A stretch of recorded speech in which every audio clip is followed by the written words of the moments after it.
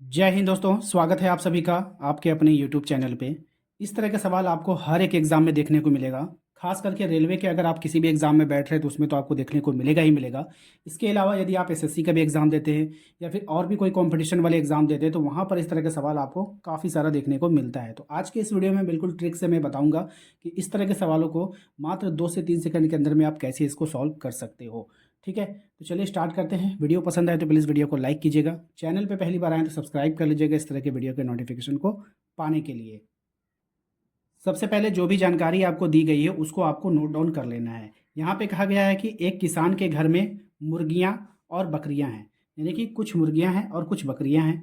उनके सिरों की जो कुल संख्या है वो 42 है। तो सबसे पहले आप यहाँ पे लिख लो, जो सिर है वो कितना है, 42 है। सिर कितना है, 42 है। उसके बाद उनके जो पैरों की संख्या है और उनके जो पैर हैं वो कितने हैं, 138 यानी कि 138 है। यहाँ पर ध्यान देने वाली बात है कि मुर्गी है और बकरियां हैं। तो याद रखिएगा, जो मुर्गी होती है, ये सिर्फ मैं आपको समझाने के लिए इसको लॉन्ग कर रहा हूँ। जो मुर्गी होती है उसके 2 पैर होते हैं, ध्यान रखिएगा। और जो बकरी होती है, ये भी ध्यान रखने वाली बात है, उसके 4 पैर होते हैं। कितने पैर होते हैं, 4 पैर होते हैं। तो यहाँ पर आपका सिर जो है वो 42 है। अब सिर से आपको क्या समझ में आता है कि सिर जो है केवल एक ही होता है। बकरी का भी एक ही सिर होता है और मुर्गी का भी जो क्या होता है, एक ही सिर होता है। तो यहाँ पर दोनों की जो सिरों की संख्या होगी वो सामान्य होगी। ठीक है, इतना सबको पता चल चुका होगा। यहाँ पे जो सिर आपको 42 दिख रहा है, इससे आपको ये बात पता चलती है कि सिर अगर 42 है तो टोटल, याद रखिएगा, टोटल जो जानवर है यहाँ पर, टोटल जो जानवर है वो कितने हैं, 42 है। क्यों? क्योंकि सिर 42 है और सबका सिर एक ही होता है।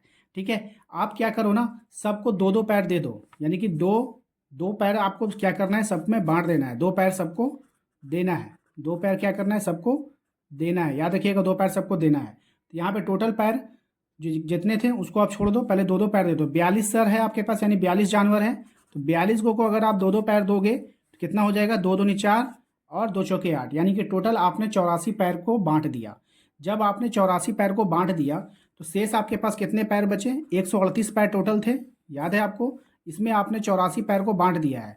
जब आप इसमें 84 पैर को बांट दोगे तो आपके पास शेष कितना बचेगा, 8 में से 4 घटाइए, 4 बचेगा।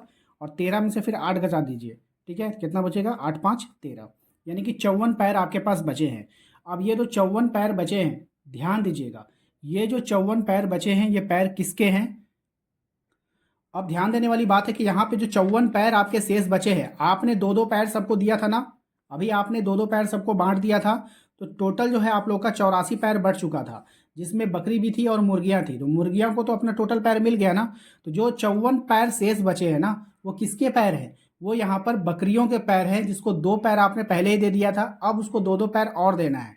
तो 54 पैरों में से 2-2 पैर जब आप उसको दोगे तो 27 पैर बटेगा, यानी कि आपके पास 27 भाग में बटेगा, 27 जोड़े लगेंगे, यानी कि 27 बकरियां हो गई। आपका बकरियों का आंसर निकल कर आ चुका है कि जो बकरी है वो कितना है, 27 है। लेकिन क्वेश्चन में आपसे पूछा गया था, ध्यान दीजिएगा, क्वेश्चन में आपसे पूछा था मुर्गियों की संख्या ज्ञात कीजिए। तो टोटल हेड यानी कि टोटल जो सर थे उनके 42 था, है ना। टोटल जो कुल सिरों की संख्या कितनी थी, 42 थी, यानी कि टोटल 42 जानवर थे।